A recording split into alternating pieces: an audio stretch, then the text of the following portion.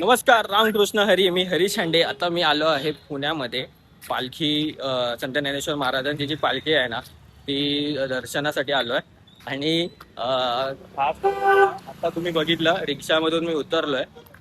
मला येण्याचा जो मार्ग होता तो शिवशाहीवरून आलोय. आणि शिवशाहीवरून मी नंतर मग आता येऊन पुणे मेट्रो पकडली. येरवड्याला उतरलो. येरवड्यावरून मी रिक्षा केली. 60 रुपये काहीतरी झाले. तर आता मी आलोय. हा जो मार्ग जो आहे ना, हा बंद आहे नॉर्मल माणसासाठी. जे पोलीस वगैरे अजून बंद केलेला आहे. तर इकडनं मला चालत चालत दत्त मंदिर आहे, त्या दत्त मंदिरापर्यंत मी पोहोचतोय. तिथे पालखी मला येणार आहे. तर त्या आधीच मी तिथे पोहोचतोय आणि तुम्हाला दाखवतो तिकडचे दृश्य. आणि मग पुढे तुम्हाला संध्याकाळी दगडूशेठचं दाखवणार आहे. वारकरी बघा सगळे आलेले आहेत आता, आणि खूप भारी वाटतं.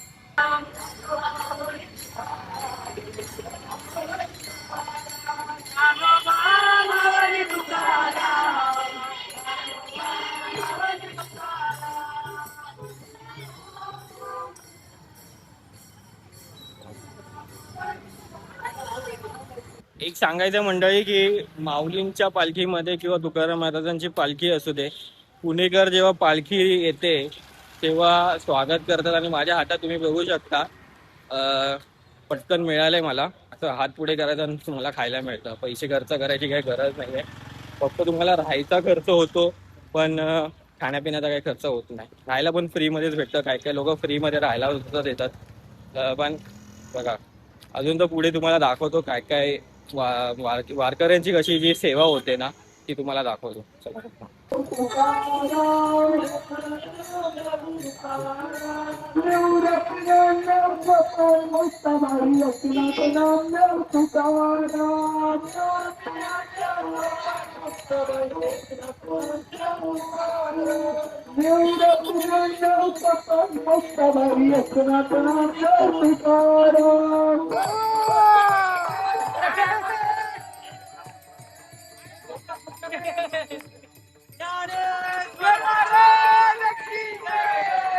तर म्हणजे मागे जे दत्त मंदिर गेलं ना, तर दत्त मंदिरच्या इथे फक्त एक 15-20 मिनिटाचा फरक झाला. नाहीतर मला माऊलींची पालखी बाहेर येताना दिसली अशी. लांबूनच मला आवाज आला माऊली माऊली करून. तेव्हा पालखी रथामध्ये बसवत होते. तर मला समोरच दिसते पालखी. तर मी पटकन पोहोचतो आणि तुम्हाला दाखवतो लवकर. दर्शन तुम्हाला आत्ताच होतील. फक्त थोडा वेळ थांब.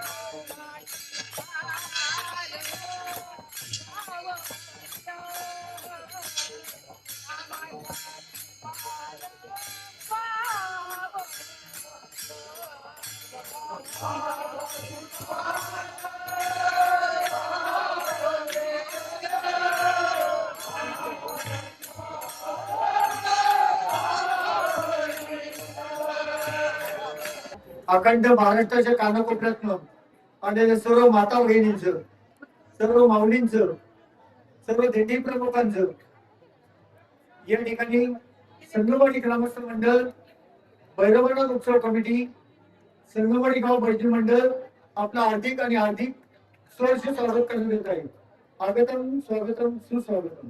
आता किती वर्षापासून तुम्ही इथे माऊलींची सेवा करता? माझं नाव रुपेश सोरटे. आता माऊलींची सेवा करायला आमच्या इथे संगमवाडीत जेव्हापासून पालखी सुरू झाली तेव्हापासून आमची सेवा होतीच. पण आमच्या संगमवाडीला इतिहास आहे. आमच्या इथं 12 महिला आकडा असल्यामुळे आमच्या गावाची माऊलींची पहिल्यापासून इथं सेवा करतातच आहे. आमच्या आधीची पिढी पण आमच्याकडे सर्व माऊली भक्त पहिल्यापासून माधवकरीला होते. आज पण आमच्या इकडे बरेच वारकऱ्यांचा राहण्याच्या विसावा पिढ्यानपिढ्या आमच्या संगमवाडीच्या मंदिरामध्ये होतोय. आणि आज आमच्या इथनं माऊली जातात, याला आम्हाला ते भाग्य लाभलंय. त्याच्यासाठी माऊलींची फार आमच्या मोठी कृपा आहे. एवढंच मी सांगतो. रामकृष्ण. तर मंडळी, माऊलींची जी पालखी आहे ना ती आता संगमवाडी इथे येऊन पोहोचलेली आहे. हे बघा, तुम्हाला दाखवतो.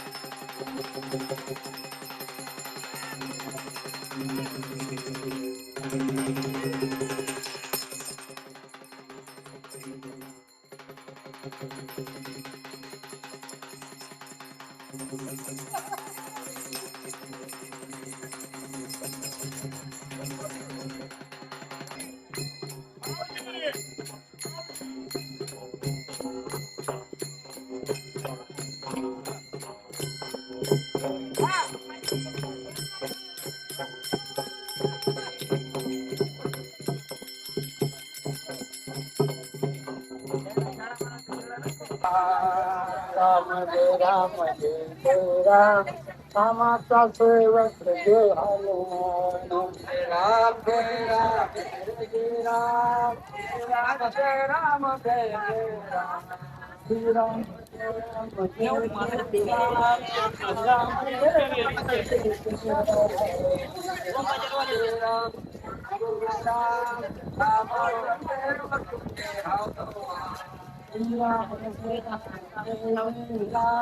रामाचा सेवक जय हनुमान वर्षापासून तुम्ही वारी करताय वगैरे? 5 वर्ष 2 वर्ष. आपलं शेती बिती आपलं काय चाललं? शेती आहे शेळ्या आहेत गाया आहेत आता ते कोण जनावर आहेत ते सगळं आहे ते कोण बघतं आता घरचे? दोन सुना 2 लाख आहेत घरी त्याला काय चुना गिराण गावले नाही साहेबांचं आहे होय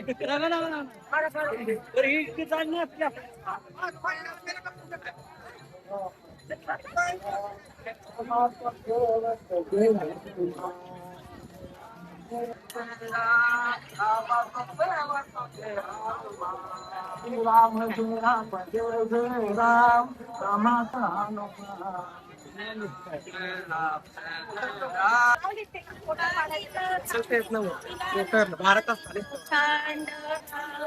देव विठ्ठलांनी मखमल दाविली मखमल.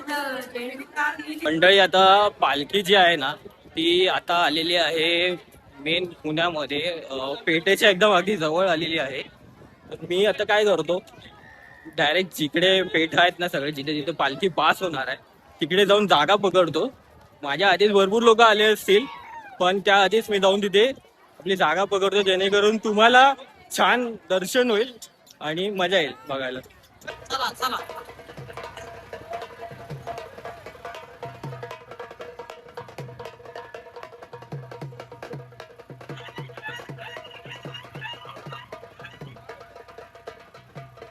तर मंडळी आहे ना, हा माऊलींच्या पालखीतला हा नगारखाना आहे. तो माऊलींची पालखी यायच्या आधी हा नगरखाना पुढे असतो आणि नंतर मग माऊलींची पालखी येत असते. तर याचा अर्थ असा आहे की माऊलींची पालखी जवळ आलेली आहे, पुण्यामध्ये दाखल झालेली आहे आणि त्यामुळे तुतारी आणि नगारखाना वाजवण्यात येत आहे. तर आता बघूया पुढे. पुण्यामध्ये बघा भरपूर गर्दी तर जमली आहे.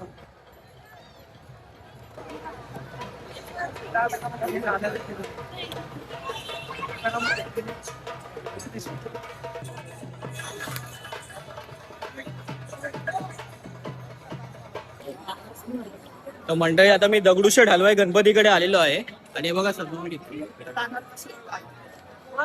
किती मस्त छान सजावट केलेली आहे.